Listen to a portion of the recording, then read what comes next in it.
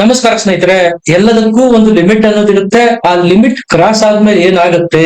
ಖರ್ಗೆ ಅವರು ಅದನ್ನ ಅನುಭವಿಸ್ತಾ ಇದ್ದಾರೆ. ಈಗ ವ್ಯಕ್ತಿಯ ವಯಸ್ಸು ಪಕ್ವ ಆಗ್ತಾ ಆಗ್ತಾ ಆತನ ಮೆದುಳು ಪಕ್ವ ಆಗ್ಬೇಕು. ಮೆದುಳಿನ ಜೊತೆಗೆ ಆತನ ನಡೆ ನುಡಿ ಆಚಾರ ವಿಚಾರ ಎಲ್ಲವೂ ಪಕ್ವ ಆಗ್ತಾ ಹೋಗ್ಬೇಕು. ಉಳಿದವರಿಗೆ ಸಮಾಜದಲ್ಲಿ ಮಾದರಿ ಆಗ್ಬೇಕು. ಆದ್ರೆ ಖರ್ಗೆ ಅವರು ಇದಕ್ಕೆ ಉಲ್ಟಾ, ಬರೀ ಇಡಿ ವಡಿ ಕಡಿ ಬಡಿ ಕೊಲ್ಲಿ ಇದೇ ಆಯ್ತು. ಇದ ಮಹಾತ್ಮ ಗಾಂಧಿ ಅನುಯಾಯಿಯಾಗಿರ್ತಕ್ಕಂಥ ಕಾಂಗ್ರೆಸ್ನವರ ಶಿಷ್ಟಾಚಾರ, ಅವರು ಕಲ್ತಿರ್ತಕ್ಕಂಥ ಪಾಠ. ಇದಕ್ಕೆ ಫಲವಾಗಿ ದೇಶದಾದ್ಯಂತ ಖರ್ಗೆ ವಿರುದ್ಧ ಈಗ ಎಫ್ಐಆರ್ ಗಳು ದಾಖಲಾಗ್ತಾ ಇದ್ದಾವೆ.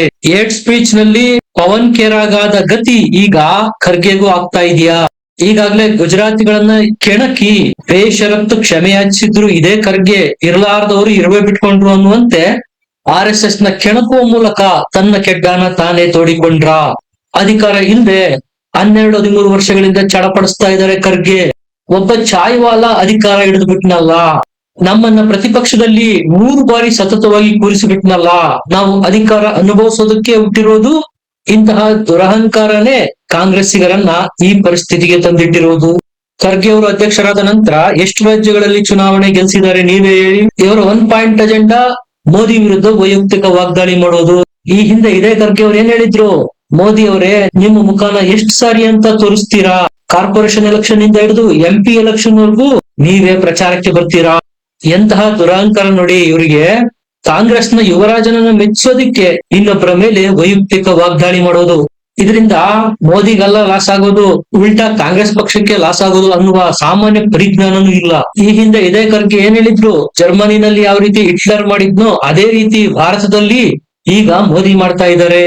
ಏನ್ ಮಾಡ್ತಾ ಇದ್ದಾರೆ ಅದ್ಯಾವ್ದು ಹೇಳಲ್ಲ, ಸುಮ್ನೆ ಬಾಯಿಗೆ ಬಂದಂತೆ ಆರೋಪ ಮಾಡೋದು. ಮೋದಿ ನಡೆ ನುಡಿನಲ್ಲಿ ಸಿಂಹದ ರೀತಿ ಇರ್ತಾರೆ, ಆದ್ರೆ ನಡೆಯೋದು ಮಾತ್ರ ಇಲಿಯ ರೀತಿ. ಇದು ಈ ಹಿಂದೆ ಖರ್ಗೆ ಮಾಡಿದ್ದ ಆರೋಪ. ಇಂತಹ ತುಚ್ಛ ನೀಚ ಮಟ್ಟದ ರಾಜಕೀಯ ಮಾಡ್ತಾರೆ. ಮೋದಿ ಅವರನ್ನ ಮತ್ತಷ್ಟು ಕೈ ಬಲಪಡಿಸ್ತಾ ಹೋದ್ರೆ ಸನಾತನ ಧರ್ಮ ಮತ್ತು RSS ಸ್ಟ್ರಾಂಗ್ ಆಗ್ತಾ ಹೋಗುತ್ತೆ ಅನ್ನುವ ಹೇಳಿಕೆಗಳನ್ನು ಖರ್ಗೆ ಈ ಹಿಂದೆ ಕೊಟ್ಟಿದ್ರು. ಇಷ್ಟೆಲ್ಲ ವೈಯಕ್ತಿಕ ವಾಗ್ದಾಳಿಗಳನ್ನ ಮಾಡಿದಾರಲ್ಲ, ಕಾಂಗ್ರೆಸ್ ಪಕ್ಷಕ್ಕೆ ಯಾವ್ದಾದ್ರು ಒಂದು ಚುನಾವಣೆಯಲ್ಲಿ ಇದು ಅನುಕೂಲ ಆಗಿದೆಯಾ? ಮೊನ್ನೆ ತಾನೇ ಏನ್ ಹೇಳಿದ್ರು ಖರ್ಗೆ ಅವರು? RSS ಅನ್ನೋದು ಒಂದು ವಿಷಸರ್ಪ, ನೀವು ನಮಾಜ್ ಮಾಡ್ತಾ ಇದ್ರು ವಿಷಸರ್ಪ ನಿಮ್ಮ ಮುಂದೆ ಬಂದಾಗ ನಮಾಜ್ ನಿಲ್ಲಿಸಿ ಅದನ್ನು ಬಡಿದು ಸಾಯಿಸ್ಬೇಕು. RSS ಮತ್ತು ಬಿಜೆಪಿಯನ್ನ ವಿಷಸರ್ಪಕ್ಕೆ ಹೋಲಿಸಿ ಕಂಡಲ್ಲಿ ಅದನ್ನ ಕೊಂದು ಬಿಡಿ ಅಂತ ಖರ್ಗೆ ಅವರು ಹೇಳಿದ್ರು. ಖರ್ಗೆ RSS ಮತ್ತು ಬಿಜೆಪಿಯನ್ನ ವಿಷಕ್ಕೆ ಹೋಲಿಕೆ ಮಾಡೋದಕ್ಕೆ ಹೊರಟಿದ್ರು. ಉಲ್ಟಾ ಆ ವಿಷ ಖರ್ಗೆಗೆ ಅನಾಹುತ ತಂದು ಕೊಡ್ತಾ ಇದೆ. ದೇಶದಾದ್ಯಂತ FIR ಗಳಾಗ್ತಾ ಇದ್ದಾವೆ. ಇಷ್ಟು ದಿವಸ ಎಲ್ಲವನ್ನು ಸಹಿಸಿಕೊಂಡಿದ್ದ RSS ಖರ್ಗೆ ವಿರುದ್ಧ ಅಸ್ಸಾಂನಲ್ಲಿ FIR ಹಾಕ್ಸಿದೆ. ಭಾರತದ ನಿರ್ವಾಚನಾ ಆಯೋಗಕ್ಕೂ ಖರ್ಗೆ ವಿರುದ್ಧ ದೂರುಗಳು ಹೋಗಿದ್ದಾವೆ. ಹಿಮಂತ ವಿಶ್ವ ಶರ್ಮಾ ಅಂತೂ ಇನ್ನೂ ಒಂದ್ ಹೆಜ್ಜೆ ಮುಂದೆ ಹೋಗಿ ಯಾರಿ ಖರ್ಗೆ ಹುಚ್ಚರ ರೀತಿ ಮಾತಾಡ್ತಾರೆ. ಏನ್ ಹೇಳಿದ್ರು ಖರ್ಗೆ? ಪವನ್ ಖೇರಾ ವಿಚಾರದಲ್ಲಿ ಫಾರಿನ್ ಮಿನಿಸ್ಟರ್ಗೆ ಕೇಳಿ ಹೆಂಗಿದೆ ನೋಡಿ. ಆರೋಪ ಮಾಡೋದು ಇವ್ರು. ಮುಂಚೆ ಫಾರಿನ್ ಮಿನಿಸ್ಟರ್ ಬಳಿ ಪಾಸ್ಪೋರ್ಟ್ ಗಳ ವೆರಿಫಿಕೇಶನ್ ಮಾಡಿಸಿ ಆರೋಪ ಮಾಡಿದ್ರ? ತಳ ಬುಡ ಇಲ್ಲದ ಉತ್ತರಗಳನ್ನು ಕೊಡೋದು ಖರ್ಗೆ ಸಮಸ್ಯೆ ಏನಪ್ಪಾ ಅಂದ್ರೆ, ಮೋದಿಯನ್ನ ತನ್ನ ಸರಿ ಸಮಾನ ಅಂತ ಊಹೆ ಮಾಡಿಕೊಂಡು ಕಾಂಗ್ರೆಸ್ ನಲ್ಲಿ ತನ್ನ ಬೇಳೆ ಬೇಯಿಸಿಕೊಳ್ಳೋದಿಕ್ಕೆ, ಯುವರಾಜನನ್ನು ಮೆಚ್ಚಿಸೋದಿಕ್ಕೆ ಮೋದಿ ವಿರುದ್ಧ ಪದೇ ಪದೇ ವೈಯಕ್ತಿಕ ವಾಗ್ದಾಳಿಗಳನ್ನ ಮಾಡ್ತಾರೆ. ಬರ್ತಾ ಖರ್ಗೆ ಕಾಂಗ್ರೆಸ್ ಅಲ್ಲಿ ಬಫೂನ್ ಆಗ್ತಾ ಇದ್ದಾರೆ. ಇನ್ನೊಬ್ಬ ಪವನ್ ಖೇರಾ ಆಗ್ತಾ ಇದ್ದಾರೆ. ಅದಕ್ಕೂ ಹೆಚ್ಚಾಗಿ ಮತ್ತೊಬ್ಬ ಪಪ್ಪು ಆಗ್ತಾ ಇದ್ದಾರೆ ಅಂದ್ರೂ ತಪ್ಪಲ್ಲ. ದಶಕಗಳ ಕಾಲ ದೇಶವನ್ನಾಳಿದ ಒಂದು ರಾಷ್ಟ್ರೀಯ ಪಕ್ಷ, 100 ವರ್ಷಗಳಷ್ಟು ಇತಿಹಾಸ ಹೊಂದಿರತಕ್ಕಂತ RSS ಅನ್ನ ವಿಷದ ಸರ್ಪ ಇದು, ಕಂಡಲ್ಲಿ ಕೊಂದಾಕಿ ಅಂತ ಹೇಳ್ತಾರೆ ಅಂದ್ರೆ ಇವರ ಮನಸ್ಸಲ್ಲಿ ಎಷ್ಟು ಕೊಳಕನ್ನು ತುಂಬಿಕೊಂಡಿರ್ಬೇಕು. ಖರ್ಗೆ ಈ ಸ್ಟೇಟ್ಮೆಂಟ್ ಕೊಟ್ಟ ನಂತರ ಅಸ್ಸಾಮು, ಪುದುಚೇರಿ ಮತ್ತು ಕೇರಳದಲ್ಲಿ ಸಿಕ್ಕಾಪಟ್ಟೆ ಮತದಾನ ಆಗಿದೆ. ಈ ಹಿಂದಿನ ಮತದಾನಕ್ಕೆ ಕಂಪೇರ್ ಮಾಡ್ಕೊಂಡ್ರೆ ರೆಕಾರ್ಡ್ ಬ್ರೇಕಿಂಗ್. ಈಗಾಗ್ಲೇ ಅಸ್ಸಾಮಲ್ಲಿ ಬಿಜೆಪಿಗೆ ಪ್ರಚಂಡ ಬಹುಮತ ಅಂತ ಶರಾಬರಿಯಲಾಗಿದೆ. ಎಷ್ಟು ದಿವಸ ಅಂತ ಖರ್ಗೆ ಅವರ ಇಂತಹ ವೈಯಕ್ತಿಕ ಆರೋಪಗಳನ್ನ ಸಹಿಸಿಕೊಳ್ತಾರೆ? ದೇಶದಾದ್ಯಂತ ಬಿಜೆಪಿ ಅವರು ಈಗ FIR ಗಳನ್ನ ಹಾಕಿಸ್ತಾ ಇದ್ದಾರೆ. ಅಸ್ಸಾಂ, ರಾಜಸ್ಥಾನ್, ದಿಲ್ಲಿ, ಮಹಾರಾಷ್ಟ್ರಗಳಲ್ಲಿ ಈಗಾಗ್ಲೇ FIR ಗಳಾಗಿದ್ದಾವೆ. ತನ್ನುಳಿದಿರ್ತಕ್ಕಂಥ ಆಯಸ್ಸಿನಲ್ಲಿ ಭಾರತದ ಬೇರೆ ಬೇರೆ ರಾಜ್ಯಗಳ ಠಾಣೆಗಳಿಗೆ ಅಲೆಯುವ ಮೂಲಕ ಪಡೆಯಬೇಕಾಗುತ್ತೋ ಏನೋ ಗೊತ್ತಿಲ್ಲ. ನೆನ್ಪಿಟ್ಕೊಳ್ಳಿ, ಖರ್ಗೆ ಈ ಸ್ಟೇಟ್ಮೆಂಟ್ ಕೊಟ್ಟ ಕೆಲವೇ ಗಂಟೆಗಳ ನಂತರ ನಾಗ್ಪುರದ RSS ಕಚೇರಿ ಬಳಿ ಬಾಂಬ್ ಪತ್ತೆಯಾಗುತ್ತೆ. ವಿಷಯ ಸೀರಿಯಸ್ ಅಂತ ಅರ್ಥ ತಾನೆ. ಅಸ್ಸಾಂನ ವಶಿಷ್ಠ ಪೊಲೀಸ್ ಠಾಣೆಯಲ್ಲಿ ಪ್ರಕರಣ ದಾಖಲಾಗಿದೆ ಖರ್ಗೆ ವಿರುದ್ಧ. ಬಿಜೆಪಿಯ ರಂಜಿತ್ ಕುಮಾರ್ ಶರ್ಮಾ ಅನ್ನೋರು ಈ ಪ್ರಕರಣ ದಾಖಲು ಮಾಡಿರುವುದು.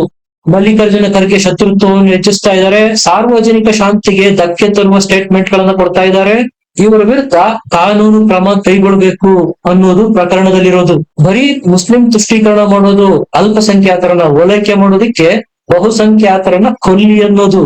ಅಸ್ಸಾಂನ ದಿಸ್ಪುರ್ ಮತ್ತು ಸಿಲ್ಜಾರ್ ಅನ್ನುವ 2 ಪ್ರದೇಶಗಳಲ್ಲೂ ಖರ್ಗೆ ವಿರುದ್ಧ ಪ್ರಕರಣಗಳು ದಾಖಲಾಗಿದ್ದಾವೆ.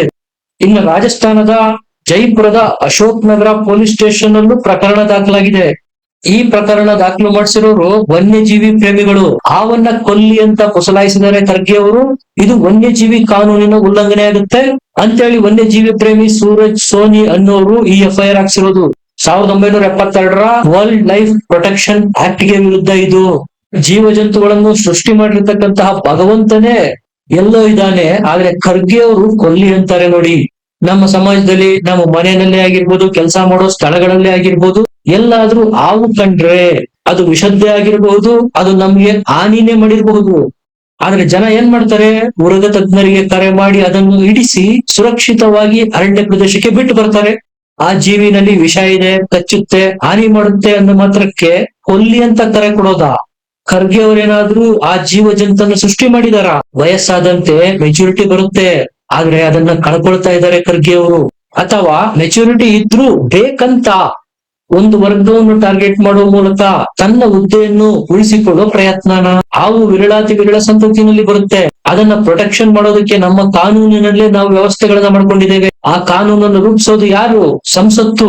ಅಂತಹ ಸಂಸತ್ತಿನ ಕಾನೂನು ರೂಪಿಸುವ ಸದಸ್ಯರಾಗಿರ್ತಕ್ಕಂಥ ಖರ್ಗೆನೇ ಹೇಳ್ತಾರೆ ಕೊಲ್ಲಿ.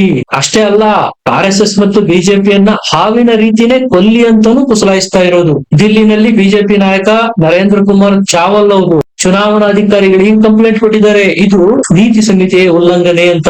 ಯಾಕಂದ್ರೆ ಇದು ಸಮುದಾಯಗಳ ನಡುವೆ ದ್ವೇಷ ಸೃಷ್ಟಿ ಮಾಡುವ ಭಾಷಣ, ಧಾರ್ಮಿಕ ಸಾಮರಸ್ಯ ಕದಡುವ ಭಾಷಣ, ಹಿಂಸೆಗೆ ಪ್ರಚೋದನೆ ಕೊಡುವ ಭಾಷಣ. ಇಷ್ಟು ದಿವಸ ಮೋದಿಯ ಬಗ್ಗೆ ವೈಯಕ್ತಿಕವಾಗಿ ಖರ್ಗೆ ಏನೇ ವಾಗ್ದಾಳಿ ಮಾಡಿದ್ರು ಮೋದಿ ಅದಕ್ಕೆ ಕ್ಯಾರೆ ಅಂತ ಇರ್ಲಿಲ್ಲ. ಆದ್ರೆ ಬಿಜೆಪಿಯ ನಾಯಕರುಗಳು ಈ ಬಾರಿ ಖರ್ಗೆಯನ್ನ ಬಿಡೋ ಮಾತೇ ಇಲ್ಲ ಅಂತಾರೆ. ಕೊಡಿ ಬಡಿ ಕೊಲ್ಲಿ ಅನ್ನೋ ಇವರು ಅಧಿಕಾರಕ್ಕೆ ಬಂದ್ರೆ ಏನ್ ಮಾಡ್ಬೋದು ಯೋಚನೆ ಮಾಡಿ. ಕರ್ನಾಟಕದಲ್ಲಿ ಅಶೋಕ್ ಪ್ರತಿಪಕ್ಷದ ನಾಯಕರು ಸಹ ವಾಗ್ದಾಳಿ ಮಾಡಿದ್ದಾರೆ. ಕುಕ್ಕರ್ ಬಾಂಬ್ ಬ್ಲಾಸ್ಟ್ ವಿಚಾರದಲ್ಲಿ ಖರ್ಗೆ ಅವರು ಚಕಾರ ಎತ್ತೋದಿಲ್ಲ. ಯಾಕೆ? ಹಿಮಂತ ಬಿಶ್ವ ಶರ್ಮಾ ಅಂತೂ ಯಾರಿ ಖರ್ಗೆ ನನಗ್ ಗೊತ್ತಿಲ್ಲ ಅಂತ ಕಡ್ಡಿ ಮುರಿದಂತ ಹೇಳ್ತಾರೆ. ಮೊನ್ನೆ ಹೋಳಿ ಆಚರಣೆ ಸಂದರ್ಭದಲ್ಲಿ ಇದೇ ಖರ್ಗೆ ಅವರ ಸಮುದಾಯಕ್ಕೆ ಸೇರಿದ ದಲಿತ ಯುವಕನ ಹತ್ಯೆ ಆಗುತ್ತೆ. ಅದರ ಬಗ್ಗೆ ಖರ್ಗೆ ಮಾತೇ ಆಡೋದಿಲ್ಲ, ಚಕಾರ ಎತ್ತೋದಿಲ್ಲ. ಯಾಕಂದ್ರೆ ಆ ದಲಿತ ಸಮುದಾಯದ ಯುವಕನ ಹತ್ಯೆ ಮಾಡಿರೋದು ಶಾಂತಿ ಸಮುದಾಯ. ಎಲ್ಲೆಲ್ಲೂ ದಲಿತ ಕಾರ್ಡ್ ಪ್ಲೇ ಮಾಡೋ ಖರ್ಗೆ ಇಲ್ಲಿ ಯಾಕೆ ದಲಿತರ ರಕ್ಷಣೆಗೆ ಧಾವಿಸ್ಲಿಲ್ಲ? ಅಸ್ಸಾಮಲ್ಲಿ ಎಲೆಕ್ಷನ್ ಖತಮ್ ಆಗಿದೆ. ಇನ್ನು ಹಿಮಂತ ಶರ್ಮಾ ಪೊಲೀಸರು ಕೈ ತೊಳ್ಕೊಂಡು ಖರ್ಗೆಯಿಂದ ಬೀಳ್ತಾರೆ ನೋಡಿ. ಖರ್ಗೆಗೆ ಉಳಿಗಾಲ ಇಲ್ಲ. ನಿಮ್ಗೇನನ್ಸುತ್ತೆ ಕಮೆಂಟ್ ಮಾಡಿ, ಲೈಕ್ ಮಾಡಿ, ಚಾನಲ್ ನ ಸಬ್ಸ್ಕ್ರೈಬ್ ಮಾಡಿ. ಮತ್ತೆ ಸಿಗೋಣ. ನಮಸ್ಕಾರ.